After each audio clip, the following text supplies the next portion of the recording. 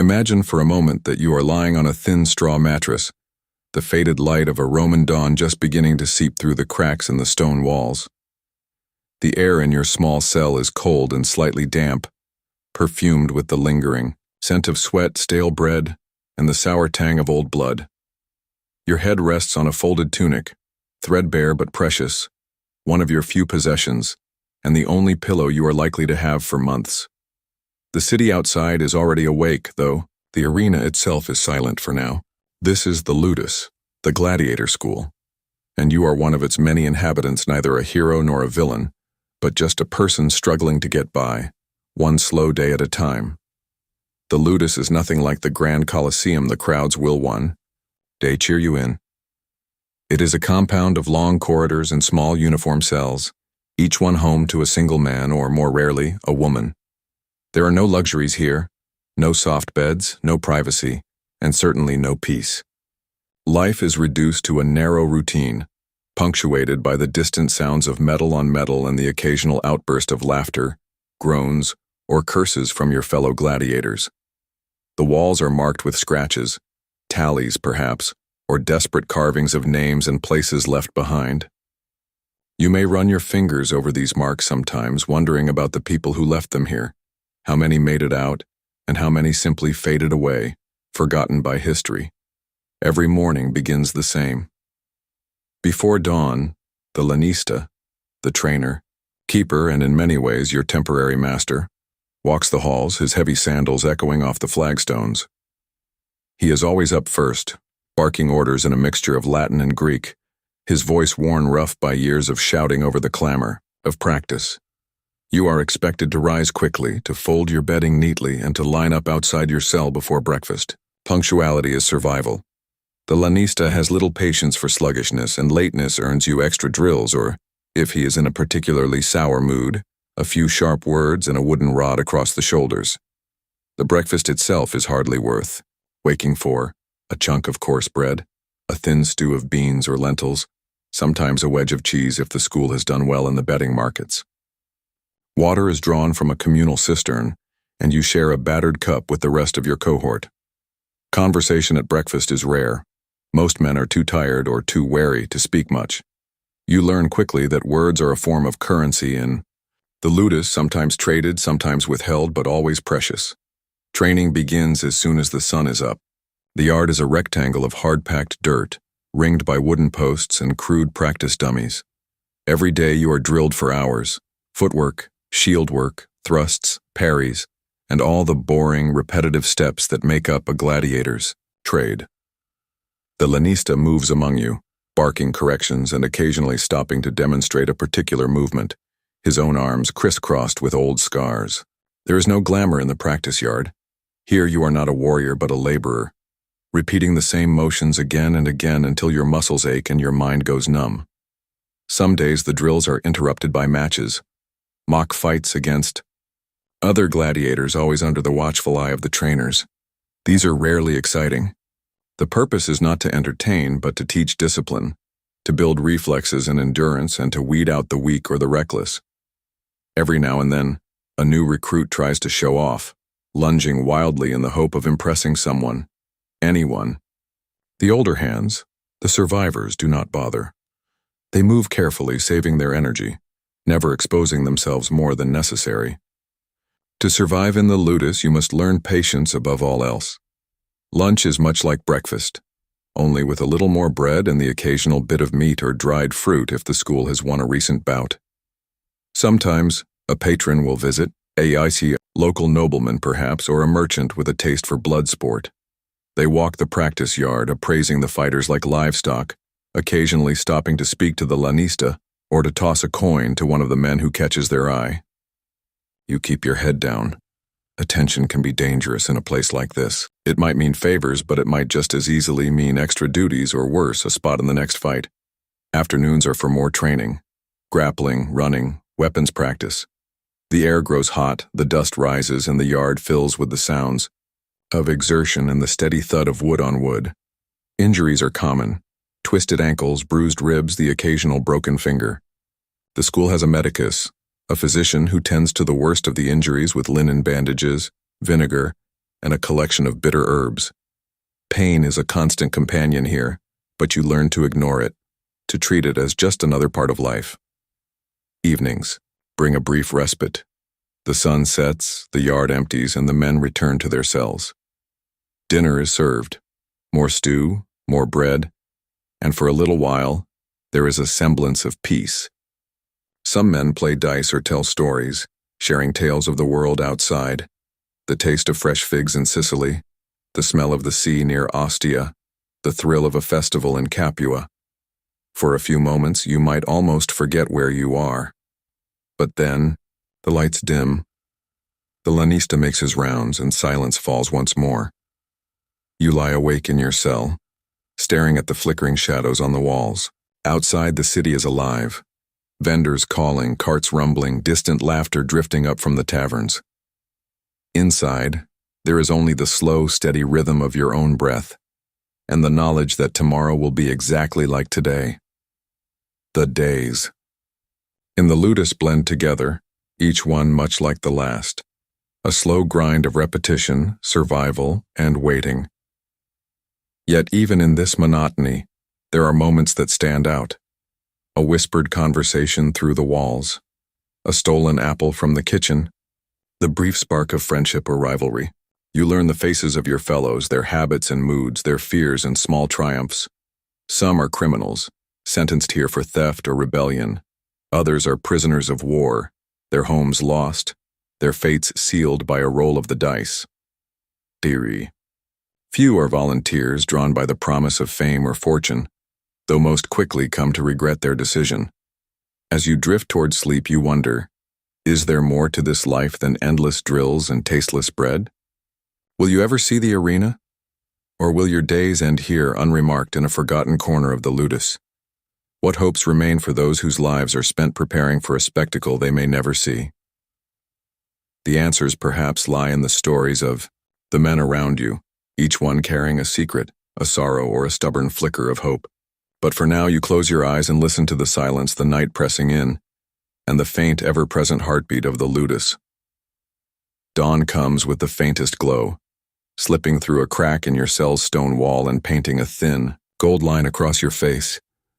Your back aches from the hard mattress and your arms bear the dull ache of yesterday's drills. Another day in the ludus begins, not with the roar of crowds or the clash of swords, but with the soft groans and shuffling footsteps of men rousing themselves for another round of tedium and trial. The lanista's voice cuts through the sleepy, quiet barking orders before you even fully open your eyes. You hurry through the morning ritual, feet chilled by the stone floor as you line up for the simple meal that starts each day. The bread is tough enough to hurt your teeth if you are not careful. You gnaw at it anyway, hungry for the calories. You will soon burn away in training. This morning, as you eat, you catch snippets of conversation. There is Flavius, always half joking about how he ended up here, caught stealing a senator's horse, a decision he now regrets as he rubs a fresh bruise on his arm. Across from him is Diodorus, a tall, silent man from the far side of the empire, who rarely speaks unless pressed. And beside you, there is Marcus, younger than most, still clutching to dreams of glory despite the obvious weariness in his eyes. Each man carries his own story, his own burdens.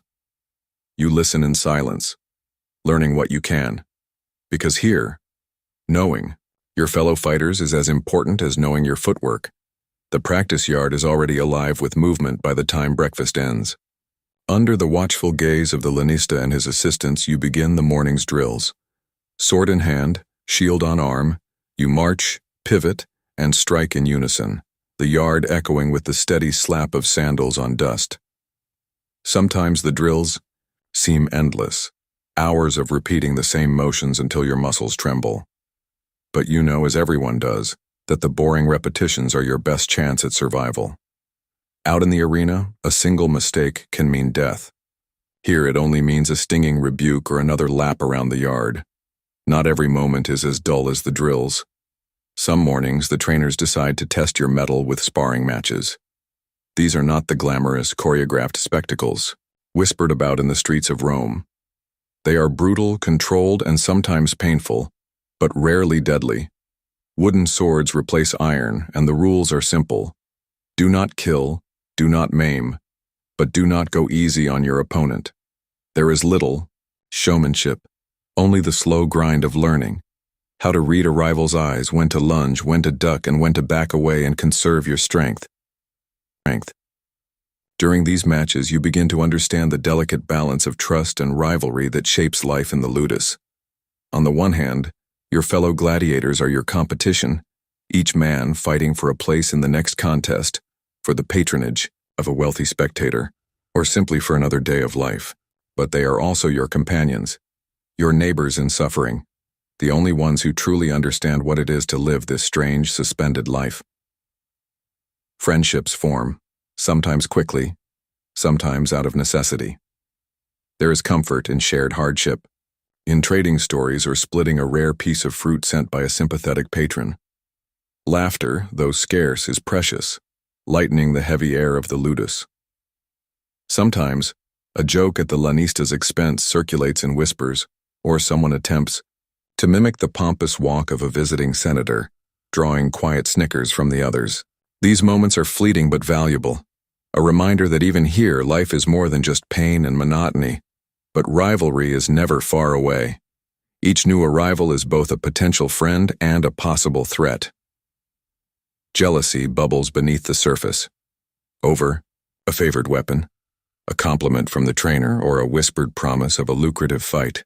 Arguments flare, sometimes ending in a scuffle, sometimes with the lanista stepping in to restore order. The tension is real, ever-present, and impossible to ignore. As the sun climbs higher, the air in the yard grows thick and heavy. Sweat stings. Your eyes and your hands grow raw from gripping the hilt of your training sword. The trainers switch up the routine. Now it is time for running laps, leaping over hurdles, wrestling matches in the dirt.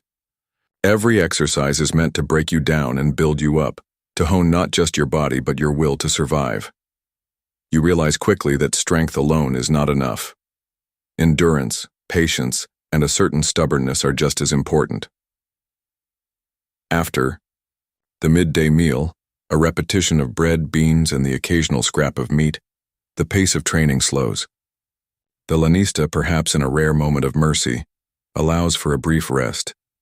You sit in the shade, catching your breath, rubbing sore muscles, and listening to the distant sounds of the city.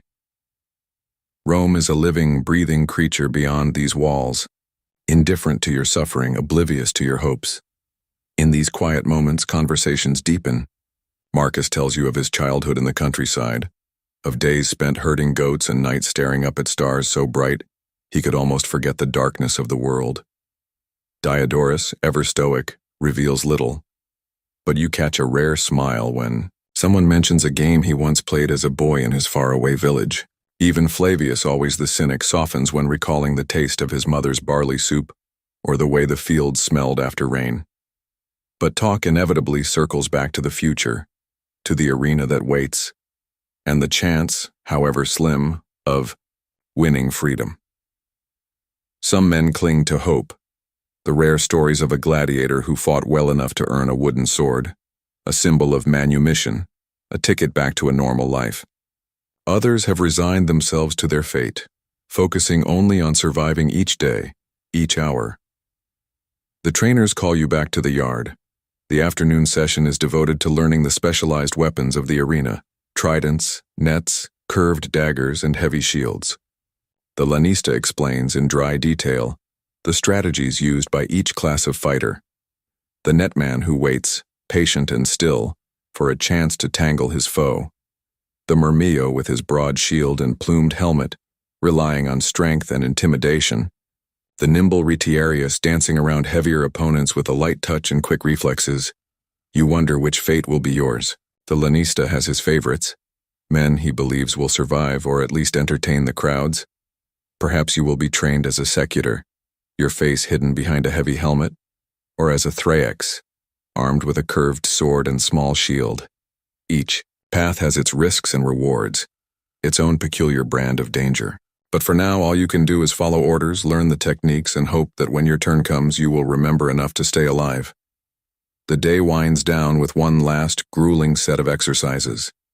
Sweat soaks your tunic and your muscles. tremble with exhaustion. You are sent to wash at the communal fountain where the water is shockingly cold but blessedly clean.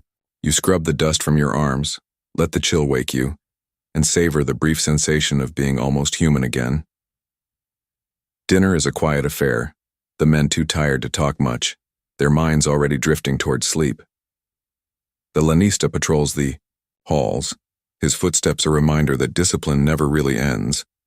You return to your cell, stretch out on your straw mattress, and stare up at the rough stone ceiling. Fatigue pulls at you, heavy as an anchor, but your thoughts refuse to settle. You think of the arena, of the sand, the noise, the impossible brightness of the sun overhead. You imagine the faces of the crowd, hungry for spectacle, cheering or jeering, their voices blending into a single endless roar. You wonder what it will feel like to stand there, weapon in hand, your fate balanced on the edge of a sword. Will you rise to the occasion?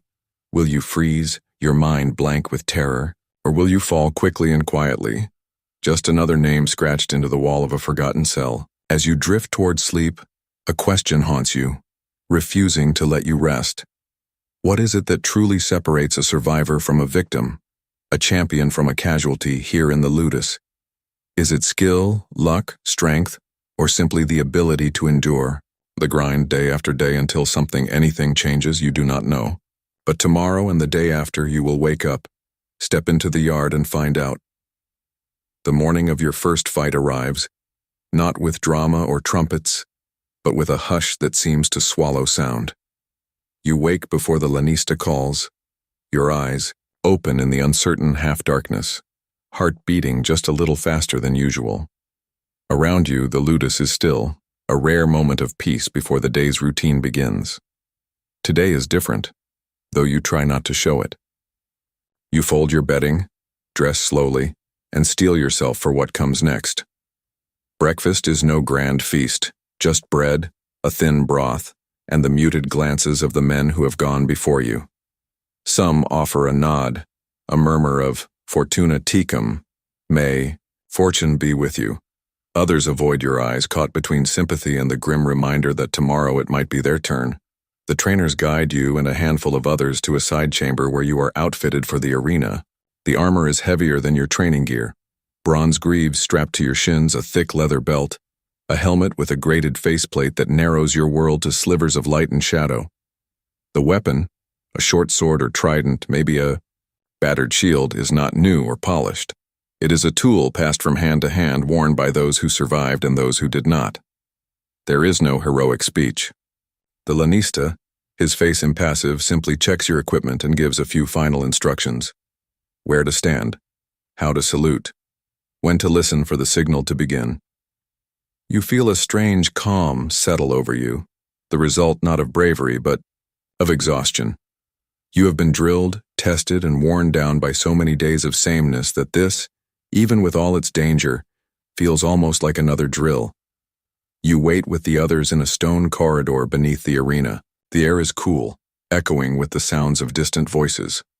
Up above, the crowds gather, their excitement a distant rumble. For a moment, you are nothing but a number, another anonymous figure in a city of thousands, waiting for your turn in. The sun. At last, a gate creaks open. Light spills across the packed sand and you step forward, blinking at the brightness. The arena is larger than you imagined, its walls lined with faces. Merchants, freedmen, nobles, children, all eager for the day's spectacle. Some wave flags, others shout greetings or wagers. You force yourself not to look up, focusing on the task ahead. The fight is not a battle, but a test, a slow, wary dance between you and your opponent, each of you gauging the other, measuring strength and skill. The rules are simple: survive, impress the crowd, and if possible, win. You remember your training, the dull hours of repetition, the lessons drilled into you until your body learned them by rote. Now every movement matters. You circle, shield raised, watching for an opening. Your opponent, another trainee, familiar from the yard, mirrors your caution. The first clash is brief, a test of strength and nerve. The swords ring, dust swirls, and for a moment, you forget the fear. You are simply moving, reacting, living in the moment. Time stretches and collapses in the heat of the arena. The fight is not glorious. It is messy, awkward, full of small stumbles and careful retreats. You do not fight to kill, only to outlast, to prove yourself worthy of another day. The crowd's shouts fade to a distant hum. All you hear is your own breath and the soft thud of your heart. At last, the contest ends. Not with a dramatic final blow, but with the trainers signaling for a halt. You stand, chest heaving, sweat stinging your eyes as the lanista looks you over. There are murmurs from the stands, a handful of cheers, a few groans of disappointment. Your opponent is helped to his feet. Both of you bow, following the ritual, and are led from the arena as the next bout begins. Back in the ludus, you are greeted not as a hero but as a survivor. There is relief, a quiet pride, and the smallest taste of hope. You have passed the test. This time, you wash, eat, and lie, down in your cell, the events of the day replaying in your mind. You survived, and that is enough. But the life of a gladiator is never truly secure. Days blur into weeks, each one much like the last. More training, more drills, more meals of bread and beans. The next fight looms, its date unknown, always waiting just beyond the horizon. The ludus returns to its routine. Arguments, laughter, the soft scrape of feet on stone. You mend your tunic, sharpen your blade, listen to the stories whispered in the dark. You begin to notice the small ways in which the ludus changes you. You are stronger, yes, and quicker. But you are also quieter, more observant. Learning to read the mood of a room, the temper of a trainer, the silent signals of your fellows. You watch as some men rise, favored for their skill or bravado, while others fade, swallowed by the monotony or broken by the grind. On rare occasions, you hear of a man winning his freedom, a wooden sword, a coin purse, a new life beyond the walls. The story is always the same: courage, luck, and the favor of the crowd. You wonder if that could ever be you, or if your days will end as most do, in the yard, in the arena, or in the long, slow march of the unknown. One evening, as you sit alone, you think about the stories told in the taverns of Rome, the legends of heroic gladiators, their fame, their fortunes. You know now that the truth is different. The real story is not one of glory or violence, but of endurance, of men who wake each day, train, fight, and survive. The battles are not always fought with swords, but with patience, resilience, and hope. You lie down, staring at the ceiling, and let your mind wander. What will tomorrow bring? Another day of training? Another fight? Or perhaps a chance at something more? The questions drift through your mind unanswered as you drift into a restless sleep. History will remember the names of the greatest gladiators, their victories and defeats etched in stone. But it is the quieter stories, the daily grind, the friendships and rivalries, the dreams and disappointments, that make up the true fabric of the ludus. They are forgotten by most, but not by you, not now. And so, as another night falls over, Rome, you close your eyes and wonder, in a world that craves spectacle, what becomes of those whose only triumph is survival? It is just before dawn in a medieval town, long before the rooster crows, before the earliest baker lights his oven, before the chime of church bells stirs the townsfolk to life.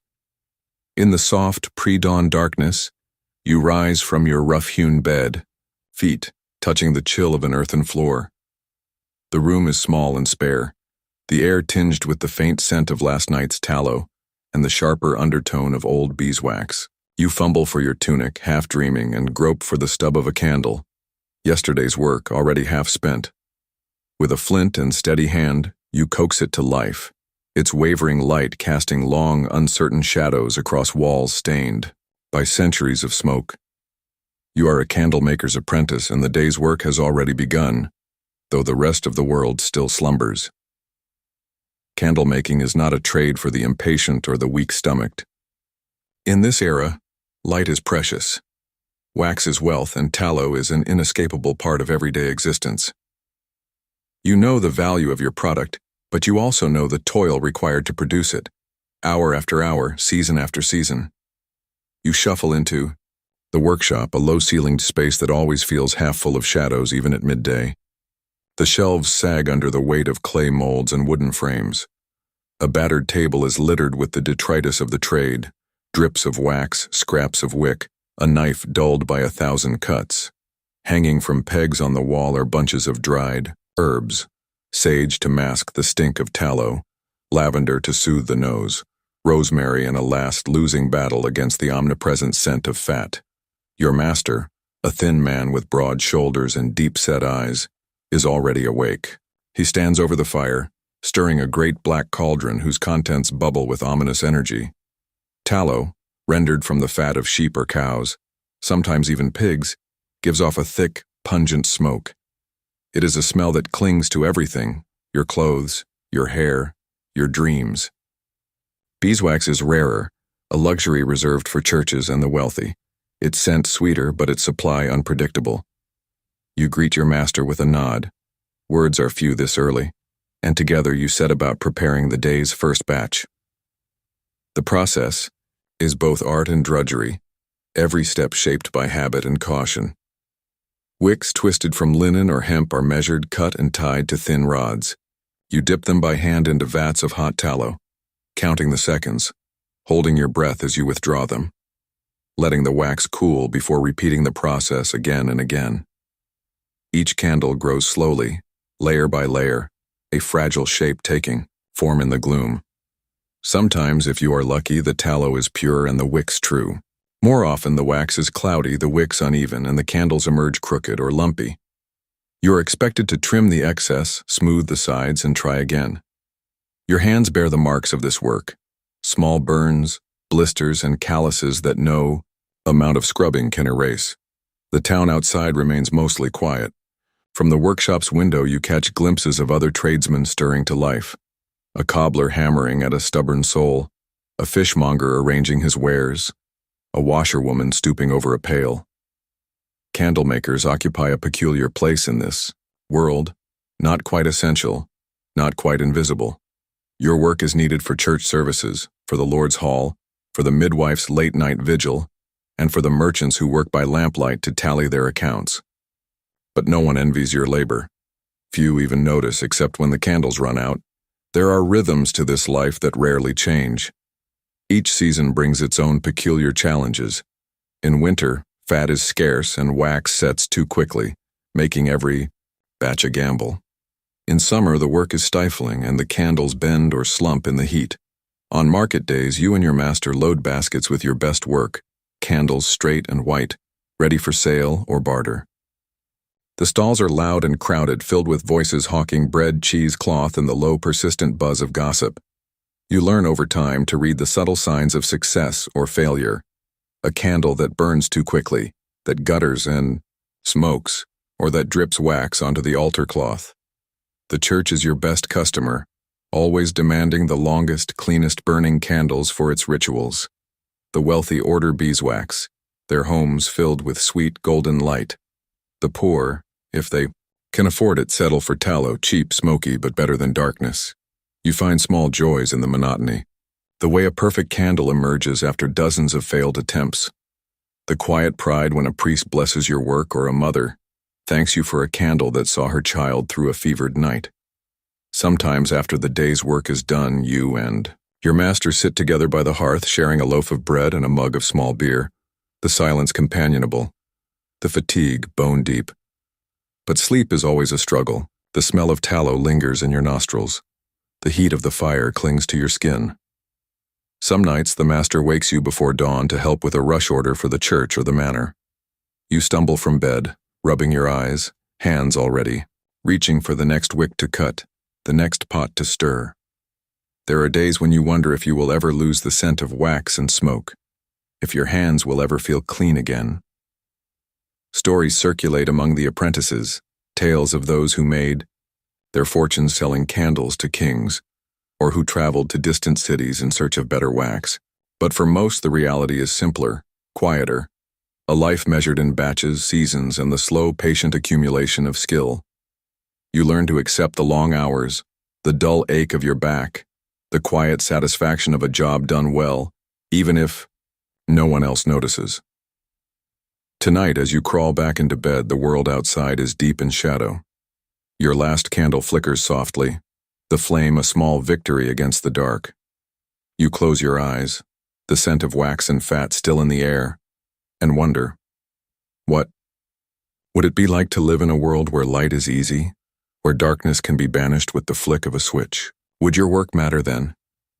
Would anyone remember the slow, careful craft that keeps the night at bay, one candle at a time? The answer drifts just out of reach as you surrender to sleep, the workshop settling into silence, the shadows deep and still, waiting for another dawn. The sun is high when you step outside for a breath of air, the workroom behind you still echoing with the soft drip of cooling wax and the low mutter of your master as he checks the day's output. You stretch your back, roll your stiff shoulders, and blink in the light. Around you, the town is alive now, the main street bustling with voices and movement, the grocer's cart creaking past, a pair of children chasing each other through muddy puddles, the bellman's distant call marking the hour. The smells here are different, bread baking, fresh hay, and the faint tang of horses, but even in the open air the scent of tallow clings to you, woven into your hair and skin, a badge of your trade. For most people, candle making is invisible, a silent industry that shapes every home and hall, church and tavern, but rarely earns a second thought. You are accustomed to this anonymity, though sometimes it stings.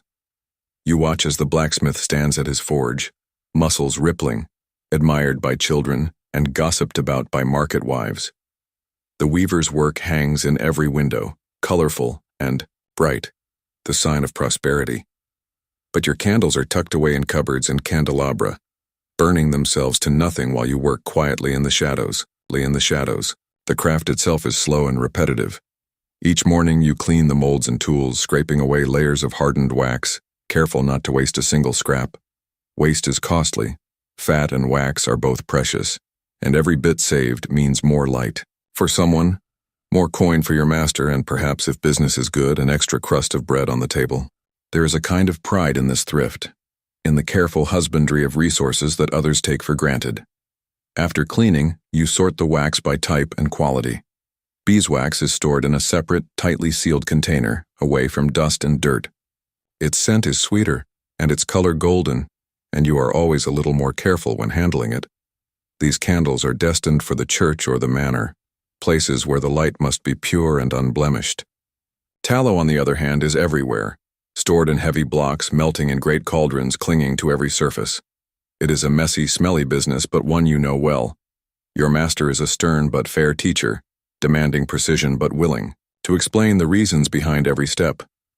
He shows you how to judge the temperature of the wax by sight and scent alone, how to twist the wicks so they burn slowly and cleanly, how to dip at just the right speed to avoid air bubbles or drips. These are lessons learned over years, passed down from one generation to the next, and you take them seriously, knowing that a single mistake can mean a batch ruined, or worse, a candle that fails at a critical moment. In the afternoons, your master sometimes allows you to deliver finished candles to clients. These walks through the town are a small freedom, a break from the heat and the stink, and a chance to see the world beyond the workshop walls. You carry baskets of candles, wrapped in linen or tied with string, careful not to jostle or bruise them.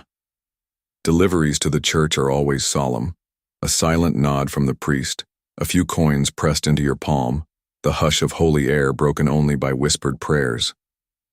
Deliveries to wealthy homes are different, doors opening onto bustling kitchens, servants gossiping in corners, children peeking at you from behind skirts. Occasionally, a lady of the house will ask about the candles. How long will they burn? What makes beeswax better? Why does tallow smoke? You answer politely if you can, though you sense their interest is fleeting.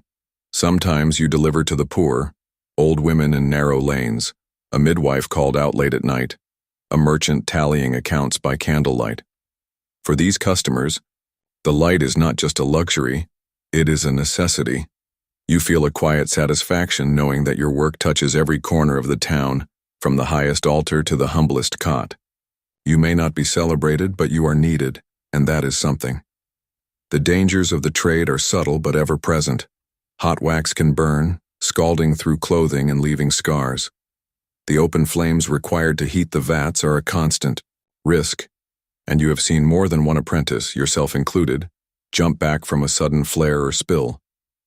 There are old stories whispered among the candle makers, of shops lost to fire, of men who breathed in too many fumes and found themselves lightheaded or ill, of children blinded by carelessness. You are careful, always, knowing that a single moment of distraction can undo months of careful work. Yet for all its hazards, candle making is a craft of patience and precision. There are no shortcuts, no easy days. Even the simplest candle is the product of 100 small choices: how much wax to use, how long to let it cool, how to trim and smooth the finished product. You learn to see beauty in these details, to find pride in the perfect burn, the clean edge, the steady light. Evenings in the workshop are a time of camaraderie. Other apprentices sometimes stop by to share news, a cobbler's son boasting of a new pair of shoes, the weaver's daughter complaining of sore fingers.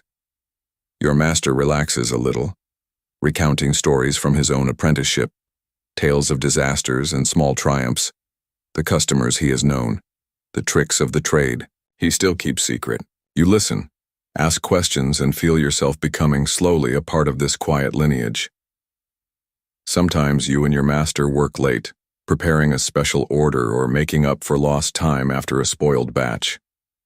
The room is warm, almost cozy, lit by the candles you have made. The smell of wax is everywhere, but so is the sense of accomplishment. A job done, a skill learned, another day survived. The outside world recedes, leaving only the steady glow of your work, the soft murmur of voices, the promise of sleep to come. On nights like this, as you blow out the last candle and prepare for bed, you wonder about the future. Will you always be an apprentice? Or will you one day have your own shop, your own name on the door, your own apprentice to teach? Will people remember your candles? Or will they simply disappear, burned down to nothing, their light forgotten? You lie awake, listening to the soft creaks and sighs of the workshop, the distant sounds of the town settling in for the night. The air is thick with the smell of tallow and the faint sweetness of beeswax. The questions linger, unresolved, as you close your eyes and drift toward sleep. What, after all, is a legacy made of? Wax, memory, or simply the light you leave behind in the darkness? The seasons turn, as they always do, and your apprenticeship slowly becomes a rhythm you know by heart. The workshop shifts with the weather, chill drafts creeping under the door. In winter, thick heat curling through every beam. In summer, the world outside your window changes too, fields greening and fading, townsfolk bundled in wool or fanning themselves with scraps of cloth. But your days remain largely the same. Candle making is a craft with little room for novelty. It rewards the careful, the consistent, the quietly diligent. Year after year, you gain confidence in your skills. You learn to spot the exact moment a batch of tallow is ready, to sense when beeswax is too cool or too thin, to adjust your technique for every quirk of season and supply. You catch mistakes before they become disasters, and your hands move with a steady assurance that would have amazed the clumsy apprentice you once were. Your master notices, sometimes with a grunt of approval, sometimes with a rare smile. The work never becomes glamorous, but you find a deep satisfaction in its predictability, in the smooth perfection of a finished candle. With experience comes responsibility.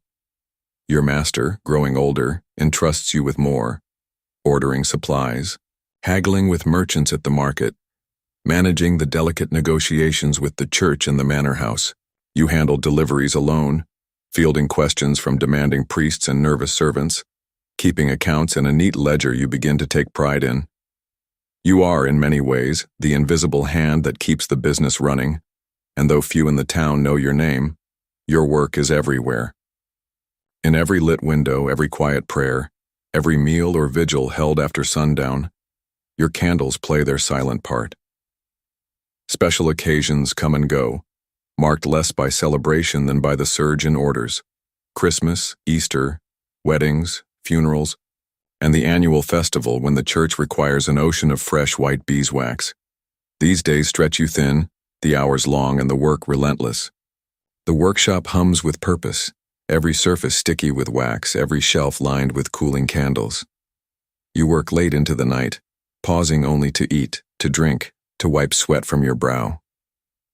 Exhaustion is a companion now, but so is pride. When the last candle is boxed and loaded for delivery, you feel a quiet triumph, the sense that you have met the moment and not been found wanting. And yet, for all your labor, recognition is rare.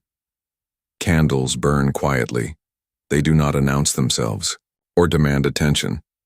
They are expected to do their job, to provide steady light for sermons, to keep night watchmen company, to let a mother soothe a frightened child.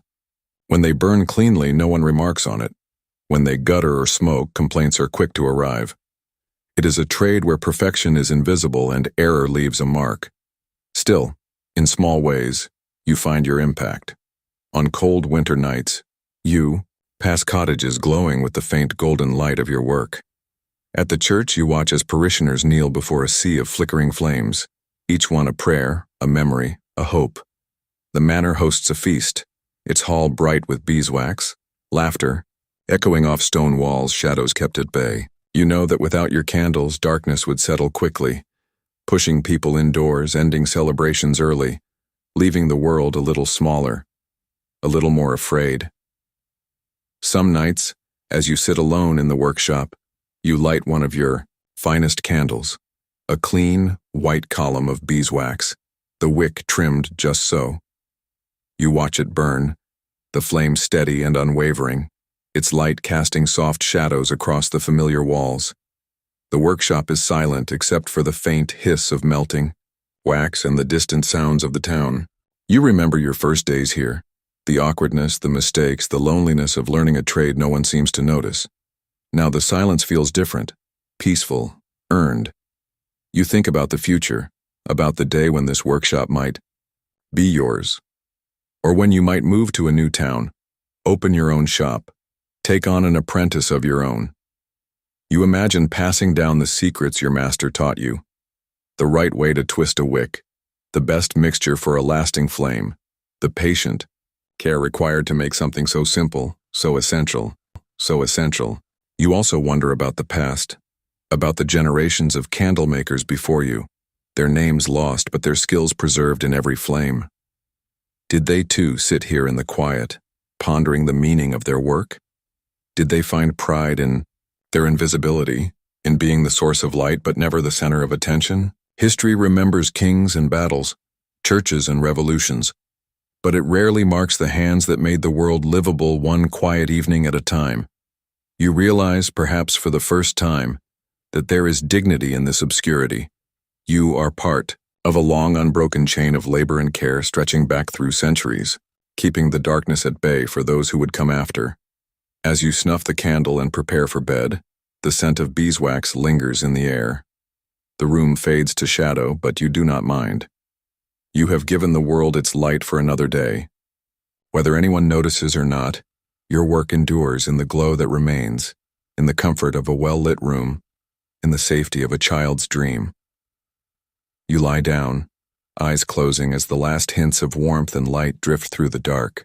The questions that haunted your apprenticeship, about purpose, about legacy, remain unanswered, but somehow that feels right. Perhaps it is enough to have lived your craft, to have brought a little more light to a world always on the edge of night. And as you drift to sleep, the glow of 1,000 candles, your candles, flickers across your memory, gentle and enduring, as the town settles in for another peaceful night. Before the great river stirs and the heat rises in shimmering waves above its banks, you are already awake, lying on a woven mat beside a simple clay lamp sputtering out the last of its oil. Your eyes blink open to the soft blue of pre-dawn light filtering through a reed window, the faint hum of crickets, the distant call of a water bird drifting over the Nile.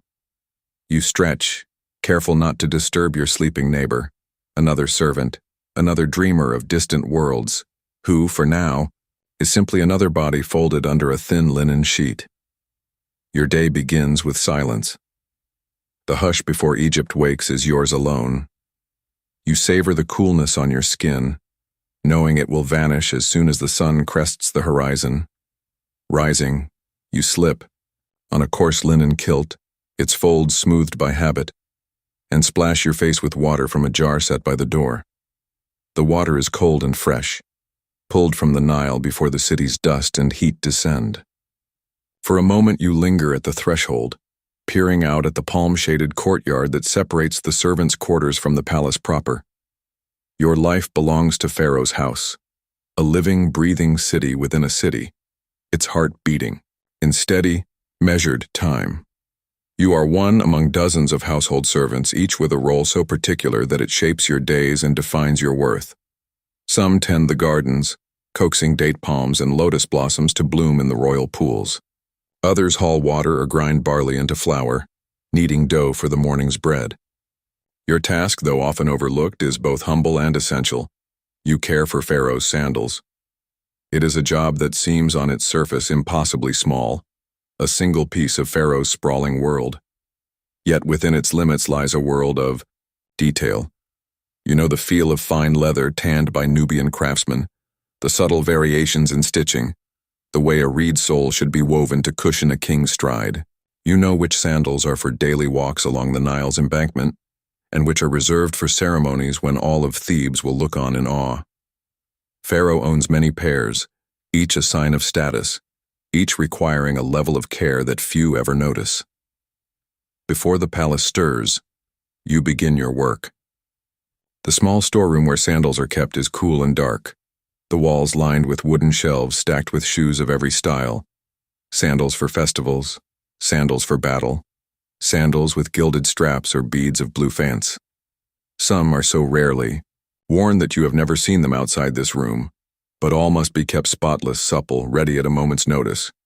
You light a small oil lamp and take down the first pair, a well-worn set with faded straps and the barest trace of gold, leaf clinging to the edges.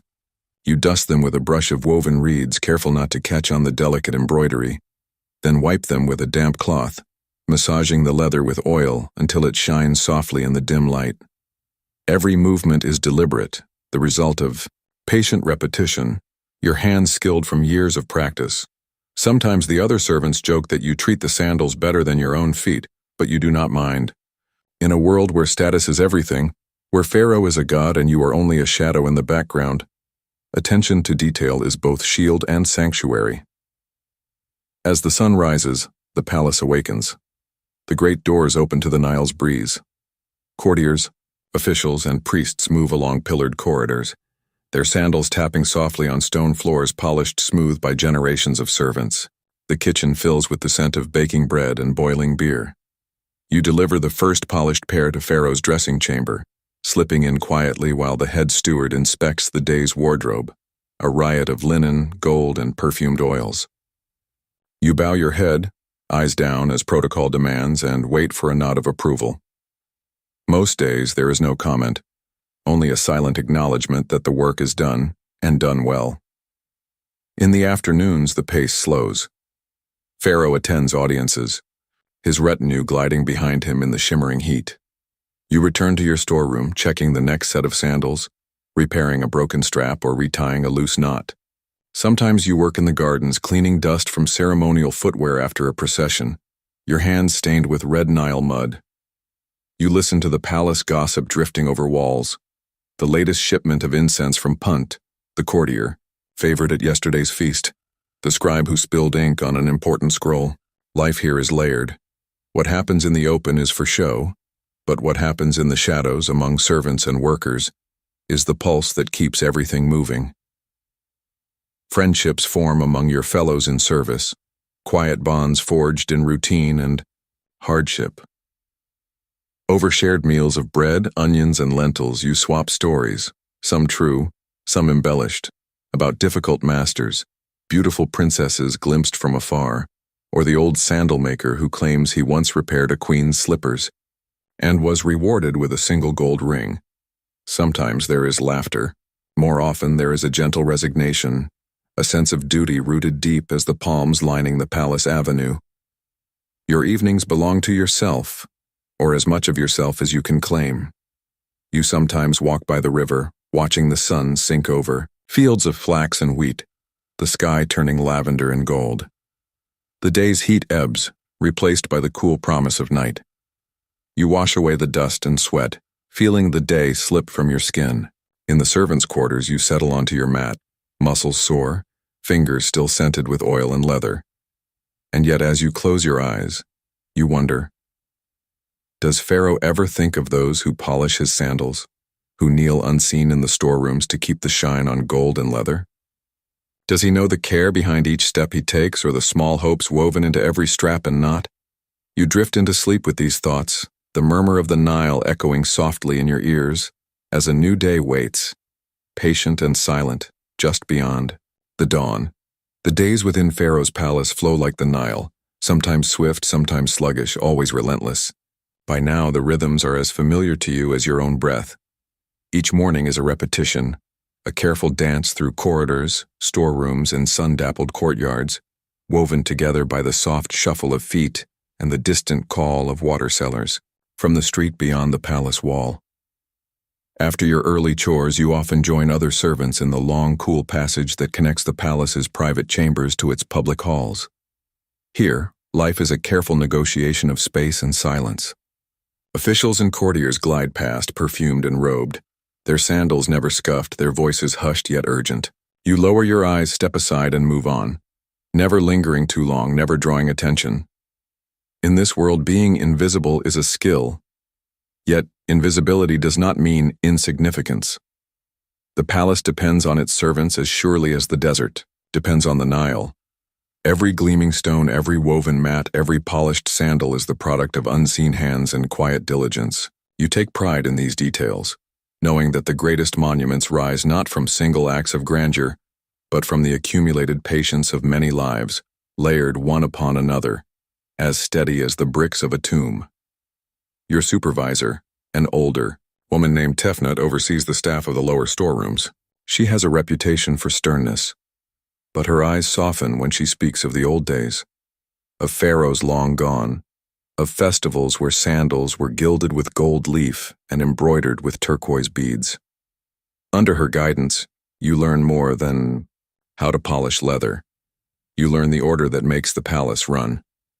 There is a time for every task, a place for every tool, and a way to hold yourself that commands quiet respect, even from those who rarely notice your presence. As days pass, you find yourself trusted with more delicate jobs. Once you are summoned to the royal bathhouse where the heat rises in fragrant clouds of lotus and frankincense. The queen's chamberlain requests that her ceremonial sandals be cleaned and perfumed for an evening procession. The sandals are works of art, bands of leather adorned with intricate beadwork, the soles padded with soft papyrus. You handle them with reverence, cleaning away dust with a soft cloth soaked in scented oil, mending a loose thread, ensuring each bead sparkles in the lamplight. When you return them, the chamberlain offers a rare smile and a nod of approval. For a moment, your hands are remembered. In the evenings, after your tasks are complete, you sometimes linger in the palace's outer gardens. The air is thick with the scent of night-blooming jasmine, frogs croaking along the edges of the lotus ponds. The sky overhead is deep and endless, studded with stars, the same stars that guided your ancestors on their journeys up and down the river. Here, away from the bustle and the glare, you find a rare peace. Other servants join you, sharing news or stories, their voices low and companionable. Someone might hum an old song, or recount a legend of Osiris and Isis, their laughter echoing softly among the palms. Sometimes, there are unexpected tasks, repairs to ceremonial sandals after a storm, preparations for a sudden festival, or the frantic work before a royal audience with visiting envoys. You move quickly then, heart racing, double-checking every stitch and knot, every glint of gold or copper thread. These are the moments when mistakes matter, when praise or blame flows quickly through the ranks. You learn to trust your skill, to draw on the memory of 1,000 quiet mornings spent perfecting your craft. Your world is small, bounded by stone walls and social hierarchy. Yet you are never truly alone. Bonds form with other servants. Shared glances, whispered jokes, quiet acts of kindness. When a colleague falls ill, others take up their work without complaint.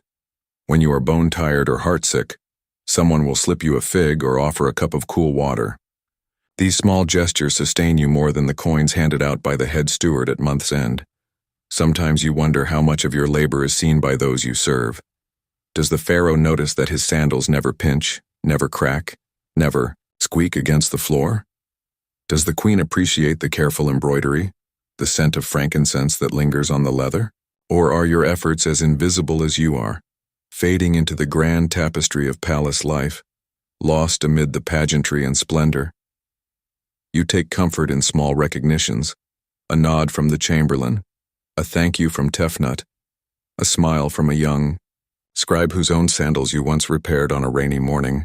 These are the moments that carry you through the grind, reminders that even unnoticed labor is not without value. At night, as you lie on your mat, the palace hushed and the lamps guttering out, you reflect on your place in this intricate machine. You are not a hero, not a priest, not a scribe whose words will outlast empires. Yet, as the pharaoh walks out to greet his people, as dignitaries bow before his golden sandals, as children chase each other through shaded corridors, you know that your touch endures. You are the silent support, the invisible thread, the steady presence in a world of spectacle and change. As sleep drifts over you, you wonder, what is remembered and what is lost when the palace itself one day falls silent? Does the echo of your labor linger quietly beneath the stones? The seasons in Egypt roll on, marked by the flooding and retreat of the Nile, the comings and goings of royal processions, and the subtle aging of those who live in the palace's shadow. Your years of service accumulate quietly, each day echoing the last, and yet, when you pause to consider, you realize how much you have changed. You have grown from a hesitant apprentice into a trusted craftsman. Your hands move with practiced assurance, your eye for detail now as sharp as Tefnut's once was. New servants come to the palace as young and uncertain as you once were, and you find yourself showing them the storeroom, the tools, the patient ritual of oil and cloth. You repeat the same advice Tefnut gave you: move with purpose, speak only. When spoken to, treat even the smallest job as though it were meant for the pharaoh himself. Some things remain unchanged. Sandals must always be polished, straps mended, soles checked for stones or thorns. The routines of service seem eternal, untouched by the rise and fall of fortunes outside the palace walls. Yet with time, you come to appreciate the deeper rhythms, the shared laughter during stolen moments in the kitchen, the trust forged with fellow servants, the quiet pride that comes from being a small but necessary part of something larger than yourself. Every now and then, the outside world intrudes. Rumors of famine or war drift in from the city. The price of barley rises. A beloved scribe is summoned away to another household. Still within the palace, the work endures. Festivals are prepared, sandals are dusted for ceremonies, the clatter of feet on stone heralds each new day. You watch the pharaoh's children grow tall, see old courtiers retire, greet new priests as they take up their posts. Sometimes you are called to serve at grand festivals, Opet, the Festival of the Valley, coronation celebrations. These are days of splendor, when the palace is a swirl of color and music, when sandals are adorned with gold and turquoise, when every detail must be perfect. You and your fellow servants labor through the night, ensuring every strap is unblemished, every sole smooth. As the processions file past and the people of Thebes watch in awe, you catch a glimpse of your handiwork, shining for a brief moment in the sun. But you know the true life of the palace lies elsewhere, in the quiet halls at dawn, in the laughter that rings through the servants' quarters, in the soft hush of the storeroom as you arrange the sandals for another day. The public moments are fleeting. The private rhythms are what endure. There is comfort in the slow passage of time. You begin to see your own story as one thread in a vast tapestry, your work joining that of countless others, each contribution modest, but essential. The palace rises and falls, pharaohs come and go, but the routines persist. passed from hand to hand like the sandals you polish every morning. When Tefnut finally retires, you inherit her position, head of the storeroom, keeper of the sandals, mentor to the next generation. The young servants look to you now for guidance, for a steady example. You realize with a quiet smile that you are no longer invisible. Your legacy is woven into the lives you touch, the standards you uphold, the dignity you bring to the simplest task. Years pass. You grow older, your hair silvering, your movements slowing. Yet your pride in your work remains. You still find solace in the cool darkness of the storeroom, in the soft glow of a polished sandal, in the satisfaction of a job well done.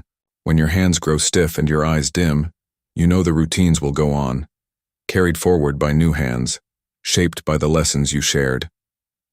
Sometimes, you walk along the Nile in the evening, watching the river shimmer beneath the stars. The world outside is always changing. Boats come and go, crops rise and fall, new rulers ascend. But you know that some things endure. The need for care, for community, for the invisible work that supports every visible glory. One day the palace itself may crumble, sand may drift into the storerooms, and the names of pharaohs may fade from memory. But the simple acts, the polishing, the mending, the moments of quiet camaraderie will live on, passed down in stories, in habits, in the gentle pride of those who choose to serve. As you lie down one last time on your familiar mat, the palace silent around you, you are filled not with regret, but with gratitude. You have lived a life of steady purpose, woven your thread into the fabric of Egypt's story. You close your eyes listening to the distant murmur of the river and wonder, when all is said and done, is there any work more enduring than the quiet service that lets others walk tall? As you drift into sleep, you know that somewhere a young apprentice is rising before dawn, ready to oil a strap, dust a sole, and begin the cycle again. The sun sets slowly behind the volcanoes, gilding the waters of Lake Texcoco with molten gold and copper. In Tenochtitlan, the city at the center of the world, the day's noise lingers. A fading chorus of market traders, priests finishing their prayers, children chasing each other through the labyrinth of canals and causeways. As the shadows lengthen, a different kind of energy settles over the city. Day laborers shuffle home, fishermen beach their canoes, and the vendors count their cacao beans by the last rays of daylight. But your day is just beginning. You are a member of the Tlatocan Night Watch, the city's silent, steady eyes after sunset. You rise from your humble pallet, stretch your limbs, and pull on your uniform, a simple tunic and a wide belt bearing the woven badge of your patrol. A carved wooden baton hangs at your side, a symbol of duty as much as authority. You tie your hair back, splash your face with water from a clay bowl, and take a moment to listen to the muffled sounds of the city preparing for sleep. Your family is finishing their meal as you slip out. Your youngest child is already dozing by the hearth. Your partner gives you a quiet nod, knowing your absence will stretch through the long hours ahead. For many in Tenochtitlan, nightfall means rest, a chance to surrender to dreams while the safe routines of the city continue without interruption. For you, night is a time of patient vigilance, of slow walks beneath the stars, of keeping order while the rest of the world fades into darkness. You join your fellow guards at the edge of a quiet plaza. Some are veterans, faces weathered by 100 dawns, while others are new, still fidgeting with the straps of their sandals. The captain, a calm man with a gentle voice, gathers everyone together, reviewing the evening's assignments. Each patrol will cover a segment of the city: a canal-side market, the winding alleyways near the temple, the residential quarters where children sleep in reed-matted hammocks. The work is neither glamorous nor heroic. Most nights, your greatest enemy is boredom, followed by the creeping chill that rises from the lake. You set out, your sandals whispering against the ancient stones. The city feels different at night, quieter, more mysterious, but never truly still. Moonlight ripples on the water, lanterns flicker in doorways, and distant laughter drifts from the last open taverns. The scent of wood smoke and roasting maize, lingers in the air. Every so often, you pass another patrol. Greetings are brief, soft words, shared glances, a nod that says, all is well. Much of your job is routine. You check that the market stalls are secured, that the temple courtyards are empty, that the small wooden bridges are clear of hazards. You note which homes keep a light burning late, perhaps a family welcoming a newborn, perhaps a scribe catching up on records by candlelight. You listen for trouble, a splash in a canal, a distant argument, the soft thump of a fishing boat unloading its catch before sunrise. Most nights the city keeps its peace. The danger's more imagined than real. The hours pass slowly. You find yourself watching the same scenes, tracing the same steps night after night.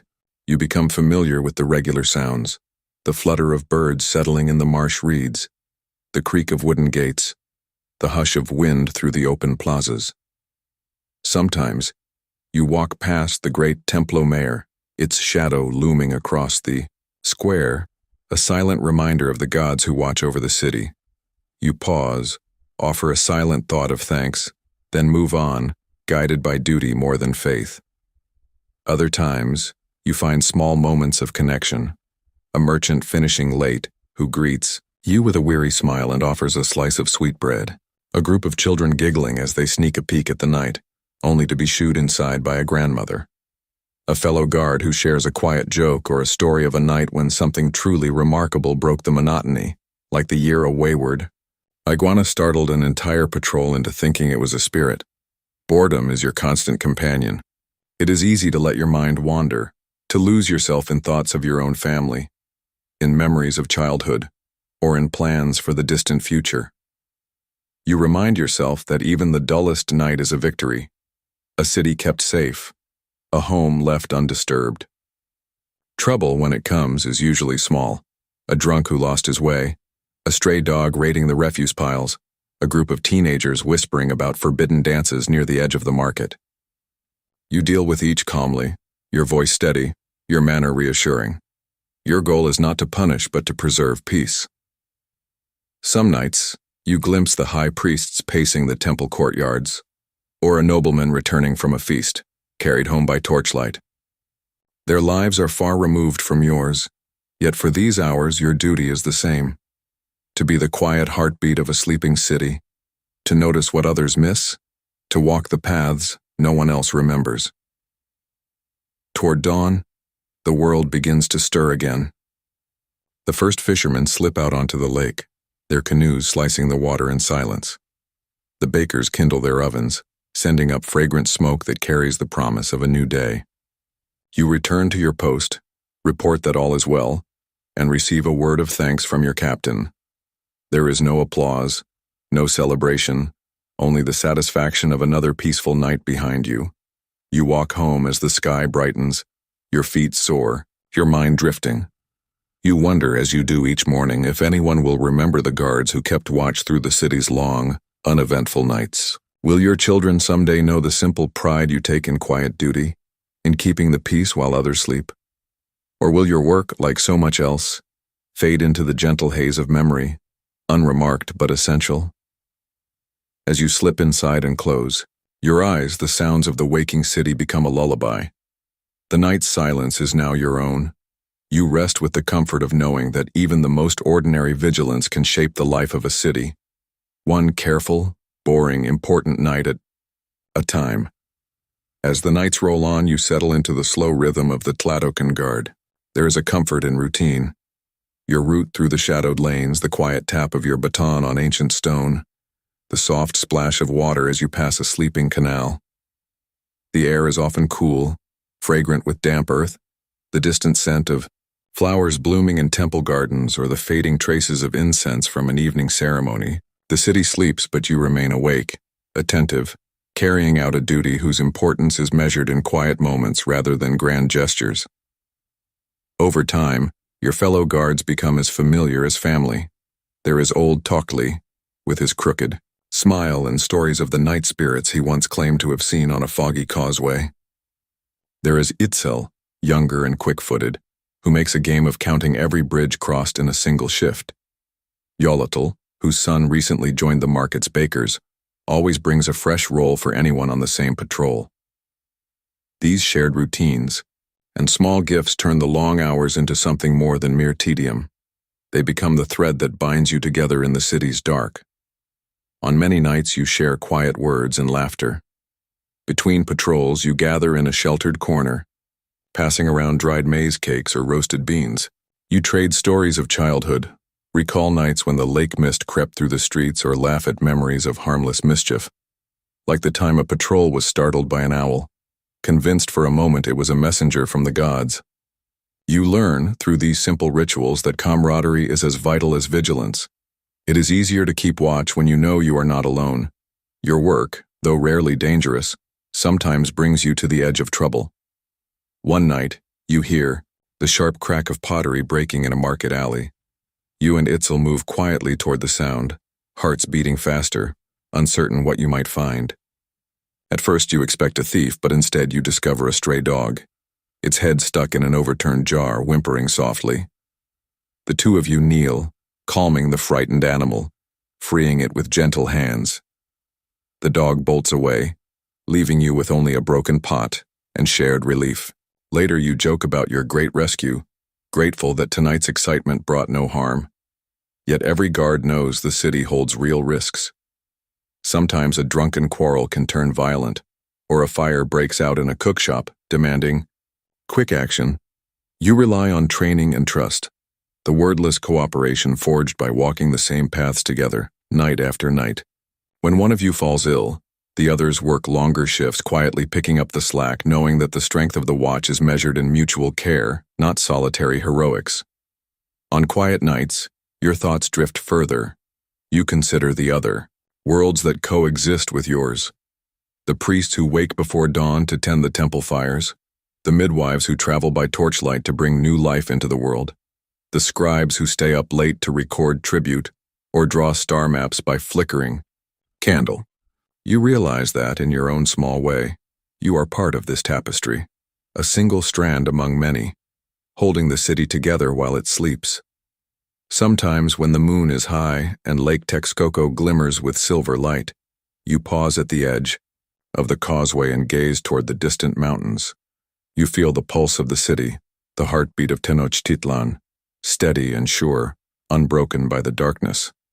It is humbling and strangely comforting to know that, though you may never be remembered, in a song or story your footsteps echo in the quiet spaces between legend and dawn.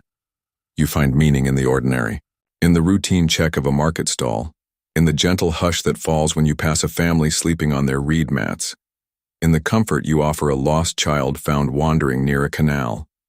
You recall how your father once said, "The city is made safe by those who do not seek to be seen." Now you understand what he meant. The value of your work is not in glory, but in the peaceful silence you protect, in the trust the city places in you to keep it undisturbed. Sometimes, before the end of your shift, you and the other guards gather in the plaza, sharing a moment of stillness as the first birds begin to sing. The captain arrives, his face calm, his eyes scanning the city for any sign of unrest. He thanks each of you by name. A small gesture, but one that lingers as you return home. In these moments, you are reminded that, though your work may be invisible, it is not unappreciated. When your shift ends and you slip quietly through the door of your home, the city is already stirring. The markets awaken, bakers stoke their ovens, and the daily cycle resumes. You find your family still at rest, the peace you guarded through, the night settling around them like a soft blanket. As you lay down and close your eyes, exhaustion gives way to a gentle pride. Your work may be boring, even thankless, but it is also sacred, a promise renewed every night, in every silent step. And as you drift toward sleep, you wonder, will your children remember the nights you walked beneath the stars? Will they understand that even the dullest duty can shape a city, can make a life quietly meaningful? The answer floats somewhere in the hush before dawn, waiting to be found in the gentle rhythm of footsteps and the bonds formed in darkness. You live your years by the calendar of the city, the rhythms of planting and harvest, the rising and falling of lake waters. the unending cycle of festivals and markets and slow, unremarkable nights. Seasons pass. Children grow. Some guards leave, replaced by sons or nephews, while others, like old Tochtli, serve into gray-haired age, their steps slower but their wisdom deepening. Your tunic softens, your baton grows smooth where your hand grips it each night. You know every stone on your patrol, every lantern's flicker, every echo of your own footsteps. There are nights when the city is restless, a festival gone too long, a storm sweeping in from the mountains, or a distant alarm when something in the marketplace catches fire. You and your fellow guards move quickly, relying on years of habit and shared signals.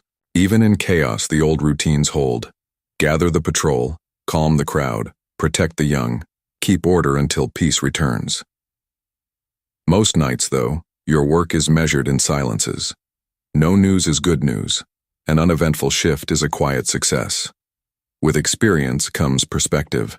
The troubles that once made your heart pound, a late-night quarrel, the distant cry of a coyote, the unexpected arrival of a high priest, are now part of a long story, remembered with gentle humor and wisdom. You mentor the new guards, teaching them patience, reminding them to see, not just look, to listen, not just hear. You show them how to read the city's moods, when to be stern, when to be kind, when to simply watch and wait. The bonds of the night watch deepen over time. Births and deaths, joys and disappointments are shared in the quiet corners between shifts. Itzel, once the youngest, becomes a father. Yolotl's son, the baker, brings fresh bread to celebrate each new moon. The captain retires, and a new leader steps in, his voice steady but still learning the cadence of the night. You become, quietly, one of the old hands, your advice sought, your stories welcomed in the slow hours before dawn. Yet the city changes. New buildings rise. Causeways are repaired, and unfamiliar faces crowd the markets. You watch as Tenochtitlan grows, sprawling outward across the lake, its edges glittering with new lanterns and the laughter of children who will never know a city small or sleepy. Your patrol expands, the old boundaries shifting. Sometimes you feel a pang of nostalgia for the early days when every street was familiar and every guard was a friend. Still, your work endures. The city may grow, but its heartbeat is steady, sustained by those who walk unseen, who keep the night's peace. You are proud to be part of that rhythm, a keeper of order, a silent witness to countless dreams. You measure your life not in grand achievements, but in the gentle trust of your neighbors, the peace of your family sleeping undisturbed, the simple dignity of honest labor. Years later, you find yourself pausing more often, resting on a bridge as the last stars fade, feeling the cool air on your face as fishermen begin their day. You think of the generations who walked these streets before you, and those who will walk after. Your own children may not join the night watch. Their futures lie elsewhere, shaped by the city you have helped keep safe. Still, you hope they will. Remember the lesson, that it is possible to live a good life not through heroics but through care, routine, and quiet loyalty. On your final night as a guard, the city feels different.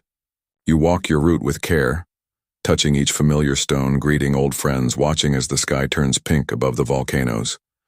As you return your baton to the captain, he clasps your shoulder, gratitude in his eyes. There are no grand words, only a nod, a recognition that what you have done matters, even if it is not written in the codices or sung in the plazas. Home at last, you find your family awake, waiting to welcome you. You realize in that moment that your legacy is not in the city's records, but in the peace you have kept, in every uneventful night, every silent vigil, every dawn that finds Tenochtitlan whole. As you drift to sleep, the city awakens. Bakers, lighting their ovens, priests ringing temple bells, children laughing as they begin another day. You know, as you let go of the night's routine, that your work is done, but its shape will remain, woven quietly into the memory of the city, one boring, beautiful night at a time. The first hint of dawn is a pale ribbon stretching over the endless steppe, the ground crisp with frost and the air sharp as the edge of a new blade. You wake in a fur-lined bedroll, The only warmth a small fire reduced to glowing embers beside you. Around you, the other merchants are rising, grumbling softly, stamping their feet, rubbing sleep from their eyes as they begin another day on the great tea road. You are part of a caravan, one of dozens that cross the vast Siberian wilderness, each year, hauling pressed bricks of tea from distant Chinese towns to the markets and samovars of Russia. Your company is a patchwork: Russian traders with bushy beards and worn boots, Mongol drivers expert with their sturdy horses, Chinese merchants, shrewd and soft-spoken, overseeing the most precious cargo. Each speaks a slightly different tongue, but all understand the silent language of the trail: gesture, routine, the wary respect of men bound together by long miles, and harsher weather. Rising early is not a choice but a necessity. The steppe is unforgiving, its weather capricious, and the caravan's safety depends on timing. You dress quickly, layering wool and sheepskin against the morning cold, and help pack up camp. Every man has his duty: tending the animals, dousing the fire, checking the bundles of tea and bolts of cloth that must be lashed tightly to the carts. The oxen grunt as they're harnessed. The horses shake their manes, eager or impatient for the day's trek. Your breath hangs in clouds as you double-check your own load: a battered trunk containing not only tea bricks, but gifts and letters for distant relatives, a spare shirt, a pouch of dried apricots, and a small carved icon of a saint. The caravan's leader, a broad-shouldered man named Pavel, inspects each wagon. He is calm, methodical, his eyes narrowed by years of wind and snow.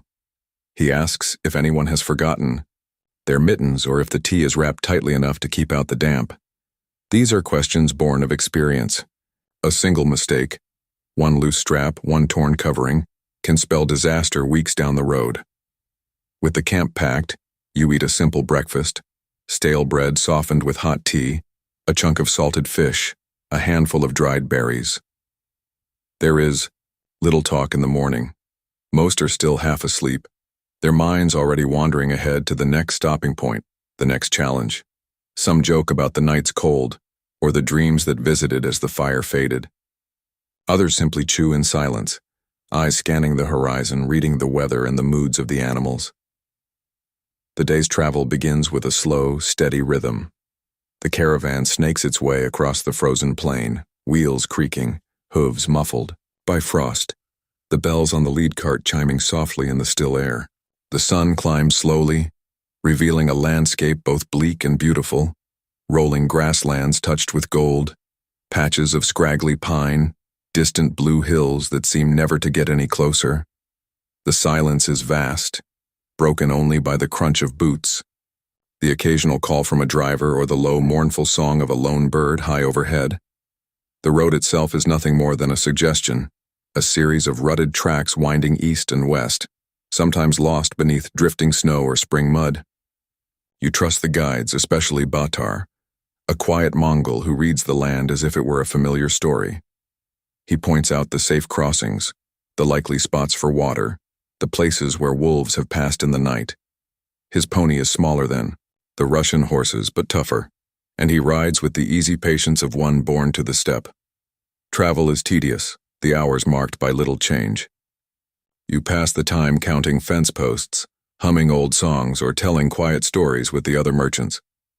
Occasionally, you check on the tea, each brick wrapped in oiled paper, stacked like treasure in the heart of every wagon.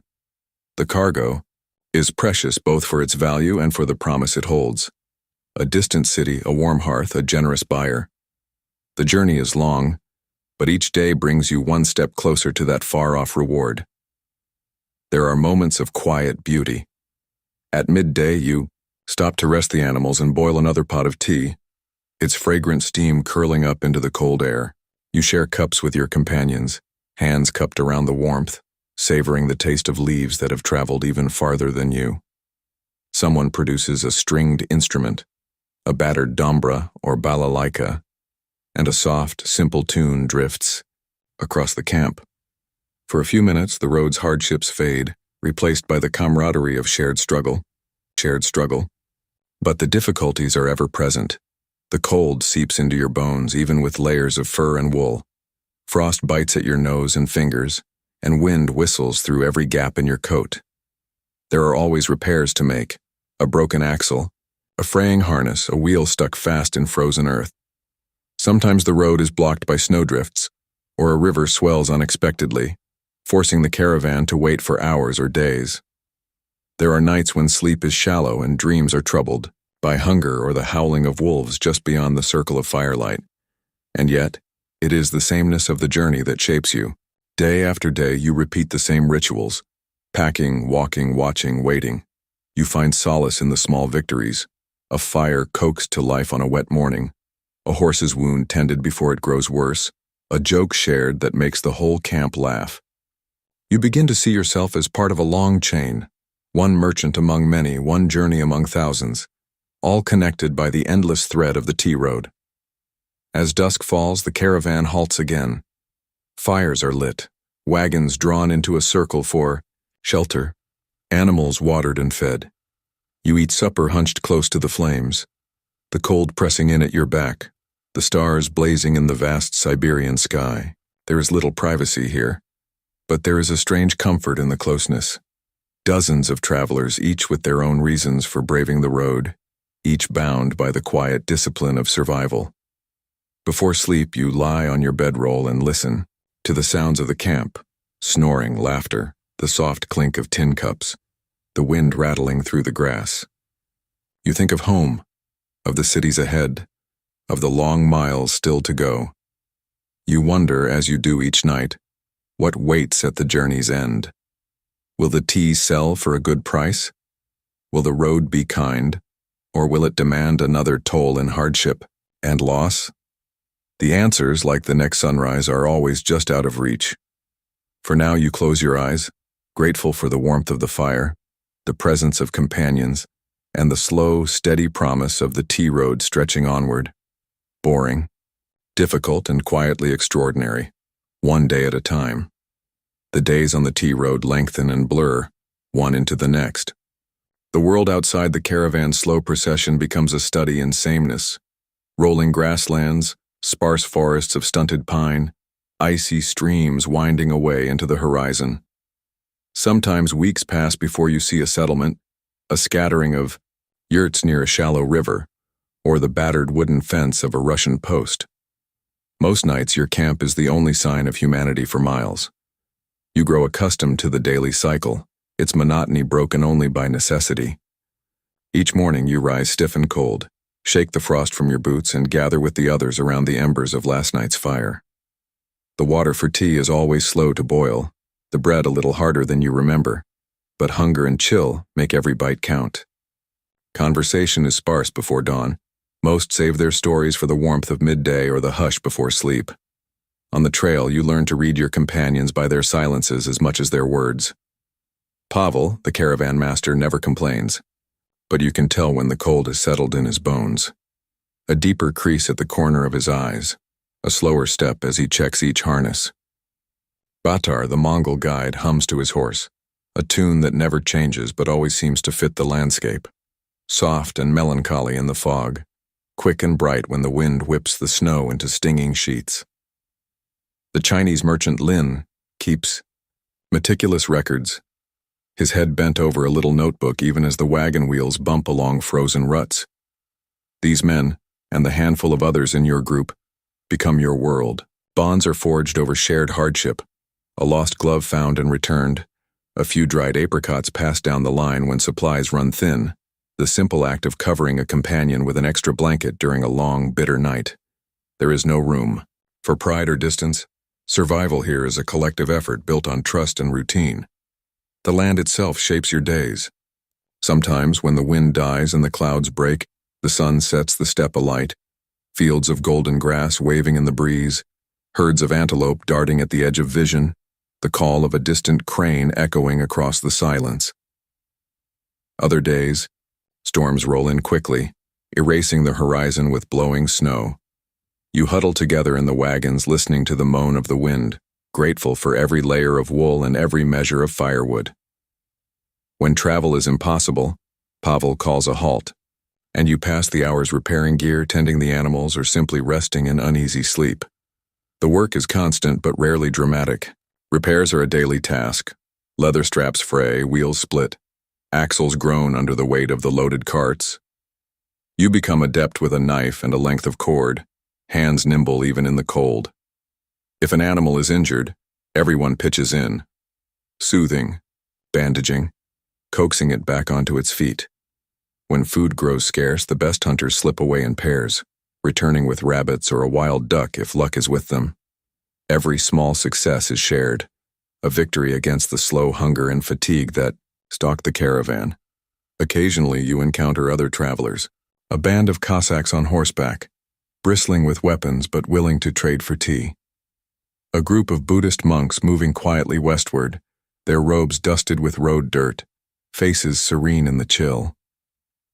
With each meeting comes a flurry of news, stories, of bandits on the road to Irkutsk, rumors of famine in the south, the price of furs or sugar in the markets beyond Lake Baikal. Most news is already stale by the time it reaches you, but it is a welcome distraction, a reminder that the world is vast and ever-changing, even as your own days crawl by. Some nights, when the stars are especially bright and the wind has gentled, you sit around the fire and share stories.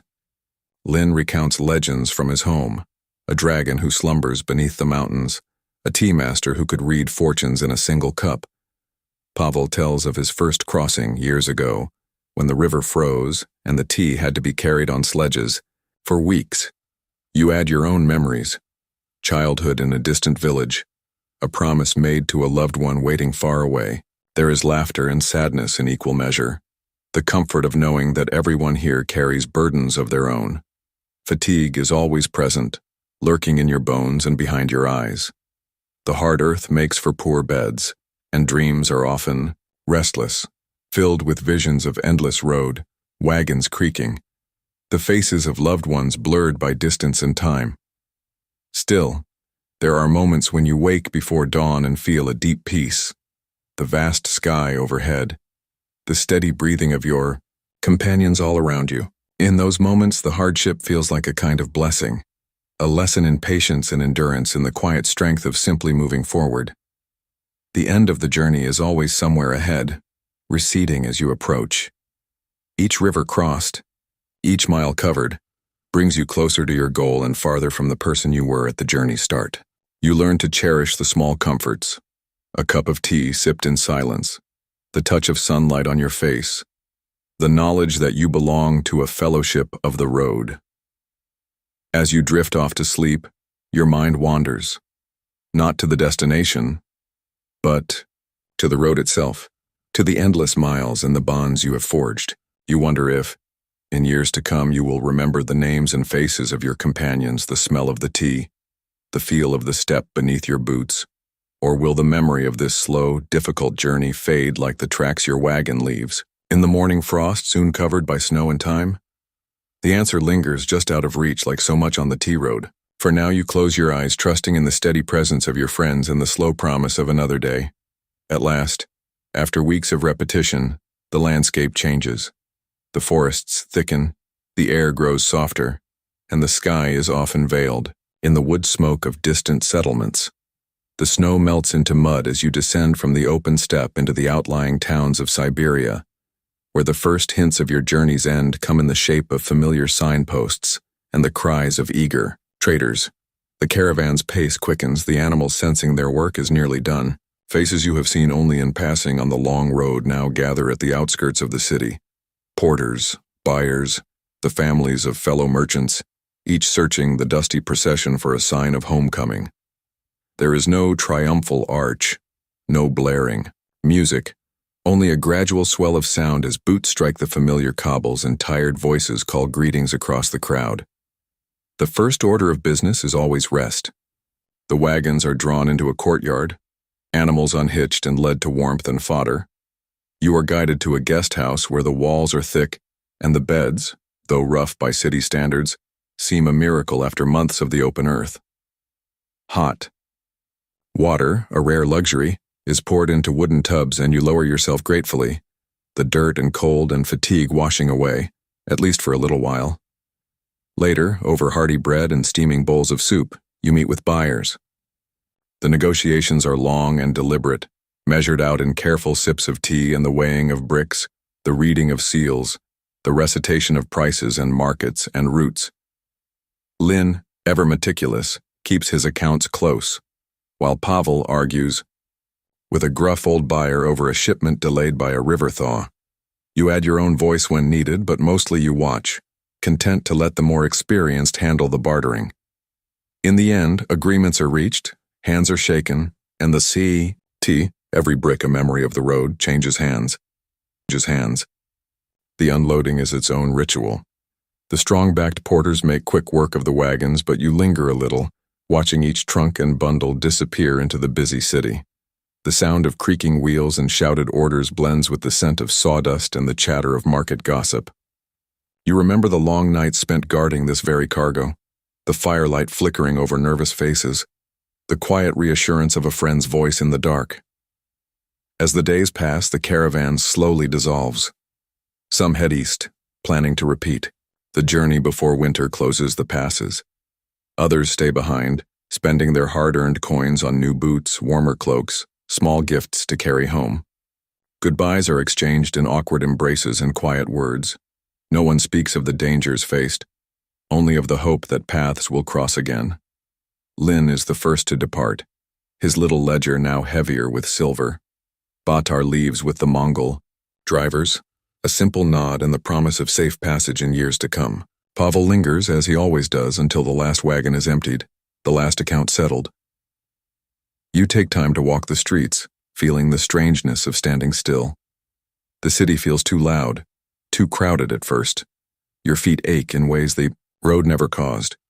You savor the taste of fresh bread, the warmth of a real fire, the gentle hush of a room that is your own for a night. Yet in the comfort, you find yourself missing the sameness of the trail, the quiet rituals of morning, the long silences broken by laughter, the shared challenge of distance and cold. You realize that the road has changed you, as all journeys do. Your hands are rougher, your back stronger, but more than that, your sense of self has grown. The people you met, the hardships you endured, the landscapes you crossed, these have left marks deeper than any wound. The end of the journey is not just about arrival, but about the person you became along the way. As the last business is done and your share of the profits is tucked away, you sit one evening with Pavel and a few remaining companions. The teapot steams on the table, the room fragrant and warm. You talk not of prices or profit, but of stories, of nights when the stars were so bright they seemed close enough to touch, of the day the river ice gave way, of the old songs sung in a dozen languages under a dozen moons. In these stories, you sense the real legacy of the tea road, not the tea itself or the coins earned, but the fellowship forged, the patience learned, the acceptance of long hours and small victories. The journey's tedium, its sameness, and its hardship are what knit you to your companions, what gave each day its quiet meaning. When the time comes to return home, you feel a pang, a reluctance to leave behind the camaraderie, the sense of purpose, the routine that, for all its dullness, made life simple and true. You know deep down that the road will call you again as it calls all those who have followed its winding path. As you lie down one last time in your guest house bed, the city's noise muffled by thick walls, you wonder if the journey was ever really about tea at all, or if in some way it was about learning to move steadily through uncertainty, to find comfort in company, and to accept the slow, unremarkable passing of time as a kind of gift. You drift to sleep, recalling the faces of friends, the endless horizon, the rhythm of hooves and wheels on frozen earth. In the quiet between waking and dreaming, you understand that the greatest journeys often leave the faintest marks, barely noticed, easily forgotten, yet woven into the story of the world, one tedious, necessary mile at a time. The sun rises, over Persepolis with measured patience, its rays glinting off polished limestone columns and gilded roofs. As the city shakes off the chill of night, you are already awake, seated on a low stool by a narrow window, the cool dawn breeze stirring, your freshly inked ledgers. Your eyes, still sticky with sleep, adjust quickly to the rows of neat numbers before you. Outside, the city is coming alive. merchants hurrying toward the market square, water carriers calling to one another, the distant clatter of chariots passing beneath monumental gates. But within your small office, the world is hushed, defined by parchment, stylus, and the relentless logic of accounting. You are one of the king's accountants, a modest cog in the vast machinery that is the Achaemenid Empire. Your job is not heroic. Your name will never echo through the palace halls, and your face will never grace a coin. Yet the work you do, the work that hundreds like you perform day after day, holds the empire together as surely as any army or royal decree. Yours is a life of careful attention, of sums checked and checked again, of tiny decisions that ripple outward through provinces, cities, and far-flung satrapies. The day's labor begins with the light. You unroll the long parchment ledgers, each covered in orderly columns of cuneiform and pictograms. The figures must match. Grain tallies from the storehouses of Susa, shipments of copper arriving from distant mines, taxes paid in silver, gold, or sometimes in the promise of future harvests. Your reed stylus, cut and sharpened by hand, glides across the page, leaving tidy marks that must endure far longer than you will. You work within a small team, each man with his own specialty. There is Atassa, whose nimble fingers track the flow of textiles from Babylon, Ormazd, expert in coin weights and wary of forgeries, and Datis, who can spot a miscalculated sheep tally from 100 paces. You greet each other quietly, your voices little more than whispers. There is no need for loud talk. Accuracy, not volume, is the coin of your realm. Most mornings are spent in review. Runners deliver new reports from across the empire, each sealed with the insignia of a satrap or royal overseer. You break the clay seals, unroll the papyrus, and read the latest tallies.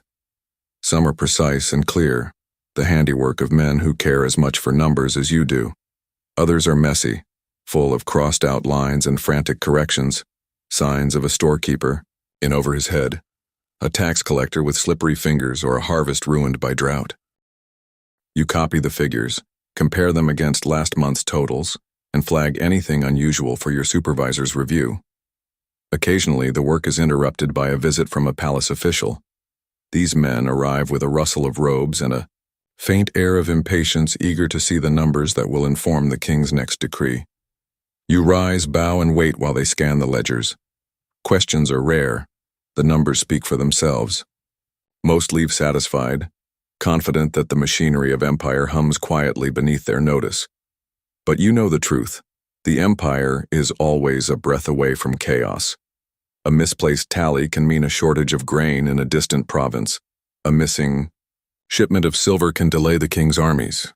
A forgotten shipment of horses can ruin the plans for a royal procession. You learn to respect the fragile web that holds everything together, and to take pride in the part you play, however small. Midday brings a brief respite. The office empties as you and your colleagues share a meal in the shaded courtyard.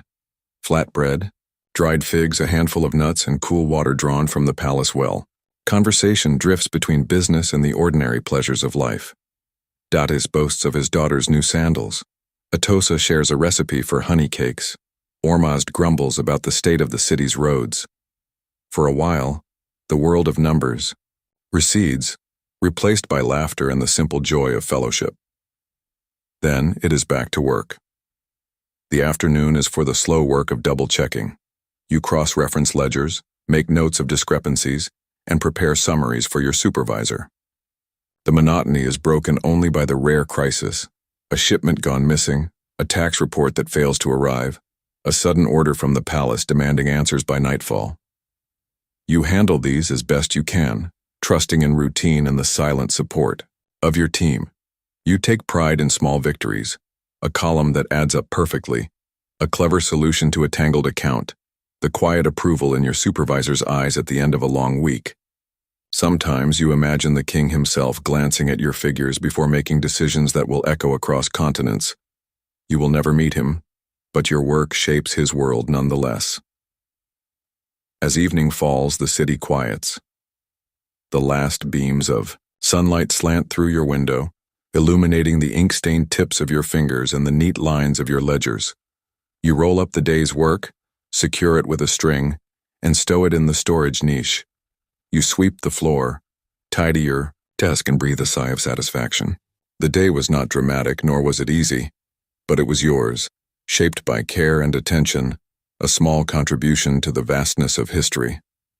On your way home, you walk through Persepolis's bustling streets. Children dart between the columns, vendors pack up their stalls, and priests light the evening fires in distant temples. You pause, watching the city glow gold and crimson in the setting sun, and wonder if anyone else notices the quiet miracle of order that allows such a place to flourish. As you lie down to sleep, you replay the day's figures in your mind. You know that tomorrow will bring more columns, more coins, more small decisions with distant consequences. You drift toward rest, comforted by the steady logic of numbers, and wonder, will anyone remember the hands that shaped the empires, fortunes, or will your careful work, like so much else, fade into the background, necessary, invisible, and quietly enduring? Days in the accounting office pass with the unhurried rhythm of the empire itself, each one different in detail, yet all alike in the rituals of review and record. You find yourself slipping easily into the routine, rising at first light, breaking the wax seals on new dispatches, copying numbers by lamplight until your eyes blur, then cross-checking every entry for mistakes. The quiet tap of styluses, the rustle of papyrus, the low hum of conversation, all blend into a kind of background, music that accompanies you from sunrise to sunset. Most work is uneventful, though never truly effortless. It takes concentration to keep figures straight, to ensure that no sheep goes uncounted, that no silver talent is lost in the columns. Your team has learned to recognize the subtle tension in each other.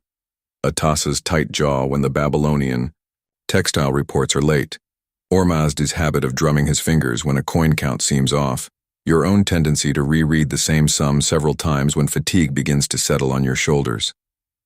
In these moments, you realize that diligence is both habit and survival, a way to stay afloat in a sea of endless details. You see the face of empire not in grand ceremonies, but in small crises that ripple through the ledgers. One week, rumors arrive of a blight in the far western satrapy, threatening the grain supply that feeds an entire city. You spend hours tracking shipments, consulting last year's harvest numbers, recalculating rations to ensure nothing is wasted. Another day, a sudden order arrives from the palace. All satraps must remit their tribute in silver by the next new moon. The office springs to life, copying orders, compiling lists, sending runners to the city gates. Tension crackles as everyone hurries to finish before nightfall. Mistakes here are not just embarrassing. They could be costly or even dangerous. Yet, for every moment of tension, there are hours of slow, steady labor. You come to appreciate the artistry in a perfectly balanced column. The quiet satisfaction when a difficult sum resolves itself. The faint smile from your supervisor when the month's accounts match the king's expectations. These victories are small, but they are yours. Your relationships with your colleagues deepen over time, shaped by the hours spent together in the same stone-walled office.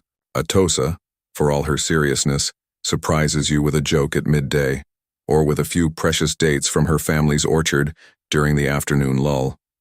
Ormazd proves generous with advice, quick to lend a careful eye when you doubt a calculation, eager to teach the tricks he's learned over a lifetime of coin counting. Datis, ever observant, shares stories of his village, weaving tales of local festivals and family feasts into the pauses between reports. These moments of camaraderie, passing a cup of watered wine, laughing over a particularly convoluted report, sharing quiet pride in a job well done, give texture to your days. They remind you that behind every column of numbers is a world of people, each doing their part to keep the machinery of empire running smoothly. Still, there is always the pressure of perfection. You have heard stories, told in hushed voices when the lamps burn low, of accountants called to answer for missing coin or botched tallies. The king's patience for error is as thin as a reed, and mistakes are rarely forgotten. You learn to check your work twice, to trust the routine, to lean on your team when in doubt. In this way, fear becomes not a shadow, but a gentle discipline that guides your hand and sharpens your mind. The world beyond the office is rarely far from your thoughts. News travels quickly, carried by messengers and gossip alike. You track, not just numbers, but the pulse of the city. Festivals coming and going, the birth of a royal heir, rumors of unrest on distant borders. Sometimes, as you tally a shipment of wine or a tribute of horses, you imagine the distant places they've come from, the green fields of Lydia, the wide rivers of Egypt, the windswept plains beyond the Zagros Mountains. In the evenings, after the ledgers are sealed and the office is swept, you join your colleagues beneath the colonnade, watching as the city slips into twilight. The air is thick with the scent of jasmine and baked bread, the distant music of lutes drifting over the rooftops. You trade stories of home, share memories of festivals and families, and sometimes simply sit in silence, savoring the peace that comes after a day of careful work. Sometimes, as you walk home through Persepolis's lamplit streets, you reflect on the strange pride you feel in your work. It is not glamorous, and few will ever know your name. Yet you understand in a quiet way that your careful labor is what allows the empire to function. Armies march, temples rise, and markets flourish because someone, because you, has kept the accounts in order, has made sense of the tangle of numbers and goods that cross the empire's vast expanse. As you prepare for sleep, the numbers of the day drift through your mind. The memory of small victories, a column that balanced, a shipment tracked, a friend's laughter, softens the fatigue in your bones. You wonder as you close your eyes what tomorrow will bring. More tallies, new crises, or perhaps simply another day of steady, necessary, and visible work. And you ponder as the city quiets whether the truest legacy is not in grand deeds, but in the slow, careful building of trust and order. One column, one coin, one unremarkable day at a time. Years slide gently past, marked not by drama, but by the calm passage of seasons. Summer's heat on the marble walls, the faint chill of winter mornings, the steady rhythm of account books filled and shelved. With time, your hair grays at the temples, your eyes squint a bit more at tiny cuneiform, and the city of Persepolis changes around you. New markets sprout up, old temples are restored, and children you once watched racing through the courtyards now come to the office as young apprentices, their hands unsteady, their voices eager and uncertain. Your own routines are as familiar as ever. You still rise with the dawn, the air fresh and cool, the promise of another day's order ahead. Some mornings you pause at your window watching the city stir, the first hawkers calling in the alleys, the temple priests lighting incense that drifts up in soft clouds, the palace guards changing at their posts. The view is comforting, a world made possible by the small invisible habits of people like you. Inside the office, you now take on the work of a mentor. New accountants cluster around your desk, bringing ledgers filled with crooked columns and shaky sums. You guide them with patience, showing how to double-check a tally, how to catch an error before it grows into a problem, how to carry out the repetitive rituals that keep the empire's heartbeat steady. You tell them, as your own mentor once told you, that the numbers are never just numbers. They are a story, a memory, a promise kept between distant strangers. The crises and tensions that once made your heart race now seem like puzzles to be solved. You have lived through blights, droughts, and missed shipments, through royal weddings and sudden changes in tax laws. You know the feeling of a panicked rush to balance accounts before a king's inspection, and the quiet satisfaction of an errorless month. With each year, your colleagues change, but the core of your team remains. Atassa, now a senior official herself, her wit sharper than ever. Ormazd, still quick with a story or a coin trick. Datis, with grandchildren now, who visits just to swap gossip over figs and dates. As the years accumulate, so does a sense of peace. You know the city's rhythms so well that you can predict a festival by the smell of honey cakes in the air, or a tax collection by the sudden flurry of merchants outside the gates.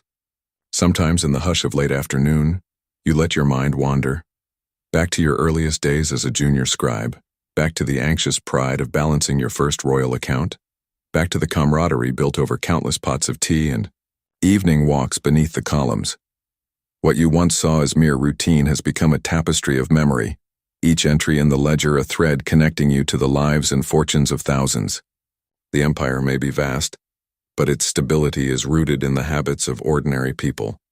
Habits learned in the quiet patience of an office, reinforced in every careful sum, every sealed report, every word of advice shared across the years. When you finally take your leave, whether for retirement or simply for a quieter life outside the capital, your departure is not marked by fanfare. The king will never know your name, and your colleagues will return to their ledgers before the ink of your farewell note has dried. But there are small tokens left behind: a favored reed stylus, a meticulously kept set of scrolls, a new apprentice who carries your patient voice in their mind each time they add a column or break a seal. You leave knowing you have served, not in battle or in the palace halls, but in the steady, sustaining background, the quiet labor that lets others dream, build, and rule. Your life has been unremarkable to most, and yet utterly essential to the smooth running of an empire that stretches beyond the horizon. At home, you find new rhythms. There is time for gardens and walks, for the laughter of grandchildren, for the stories you once put aside for lack of time. Sometimes, as you sit at your window in the golden light of evening, you listen to the hum of the city and smile at the order you helped preserve. Invisible, but enduring. And when you drift off to sleep, you think of the ledgers left behind, the hands now turning their pages, the quiet order that will go on, one careful column, one routine day, one invisible life after another, long after you are gone.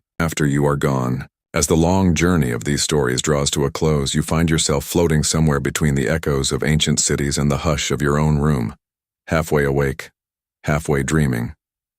The hour has grown late. Perhaps you are stretched, out in bed, the lights dim, the hush of the world wrapping gently around your mind.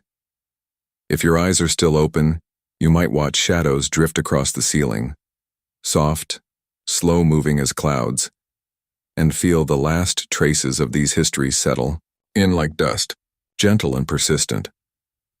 Tonight you have wandered from the sand-strewn cells of Roman gladiators to the ink-stained desks of Persian accountants, from candle-lit medieval workshops to the hushed passageways of the pharaoh's palace, across the frost-bitten steppe of the tea road, and along moonlit causeways in cities built of stone and water. In each story the world was both distant and strangely familiar, a place of repetition and quiet work, where greatness grew not from battle or glory, but from the slow, deliberate actions of ordinary people living out their days. What remains with you now? Maybe it is the image of a single candle burning through a cold winter night, wax melting, light holding steady, someone awake to tend it when others sleep. Maybe it is the hush of a palace storeroom at dawn, or the heavy silence of the ludus before a day of drills. Perhaps you recall the crisp smell of parchment, the scratch of a stylus, or the low murmur of laughter in the shared shade of a courtyard. More than great battles or famous names, it is these textures, these small, durable moments that endure. History, as it is usually told, is a parade of kings, conquests, inventions, and disasters. But beneath that surface, a surface that can feel sharp, dramatic, and restless, lies another story, the steady pulse of everyday life. It is easy to forget how much of the past is built on routine, on uncelebrated labor, on tasks performed out of habit or duty rather than ambition or fear. For every emperor crowned, thousands of bakers woke before dawn to knead dough. For every scribe who wrote the king's decrees, hundreds more tallied grain, stitched clothes, mended sandals, or kept lonely watch through the night. You might realize now how much you have in common with those who lived so long ago. The world has changed, new tools, new worries, new dreams, but much remains the same. You too live by routines. You wake, you eat, you work, you care for others. You solve small problems and adapt to changes in weather and mood. Some days feel repetitive. Others surprise you with a fleeting joy, the comfort of a well-made meal, the satisfaction of a day's task done right, the kindness of a neighbor, the laughter of a friend. When the great chronicles of the present are written, It may not be the routines that are remembered first. Yet it is the small, unremarked choices, each one adding light to the world, holding back chaos, making things a little easier for those who come after, that become the fabric of history. You are part of that same tapestry, your life woven into the quiet continuity that links past and future. Maybe you feel a certain comfort in this thought. You are not required to be a hero, a conqueror, or a legend. You are asked only to be present, to show up for your life, to tend to your duties, to share a kindness or a story, to leave the world no worse and perhaps a little better than you found it. There is dignity in this, as much as in any triumph or discovery. As you listen to these stories, as you let them settle and fade, you might notice the way your breath slows, your muscles loosen, your mind begins to let go of the day's unfinished lists and unanswered questions. This is how the body remembers what the mind sometimes forgets. That rest, too, is part of history. That sleep is not just an absence of action, but a necessary pause, a renewal, a turning of the page. If you are not yet asleep, let your thoughts wander gently back through time. Imagine the glow of lamplight on stone, the soft thump of sandals in a palace corridor, the quiet persistence of a clerk copying numbers by moonlight, the patient routine of a watchman's slow patrol. Picture for a moment the flicker of hope in the heart of a gladiator awaiting dawn, the satisfaction of a candle maker with a finished batch, the humble pride of a servant whose careful hands keep the gears of a city turning. Each of these lives, each of these nights has passed into memory, but in the telling and your listening, they become real again. They linger in the hush that follows, in the dark that is never quite complete, in the warmth that endures even as the flame fades to a wisp of smoke. You have traveled far tonight, across continents and centuries, but the most important journey is inward, a journey into patience, humility, and quiet resilience. As you drift closer to sleep, you may feel a new kinship with those who lived before you, not because of what they accomplished, but because of how they endured, how they cared, how they moved through the small hours with steady hands and watchful hearts. Let these stories become a gentle companion as you surrender to rest. Let them remind you that nothing is too small to matter, that every act of care and every quiet moment adds to the world's store of meaning, even if no one records your name. The day will come again soon enough with its noise and motion and tasks to be done. But for now, there is only this moment, this peace, this memory of light burning through the darkness. Sleep well, traveler. May the unremarkable heroes of history keep you company in your dreams. And may you wake in the morning knowing that your own life, quiet, ordinary, beautifully human, is part of the story that never ends.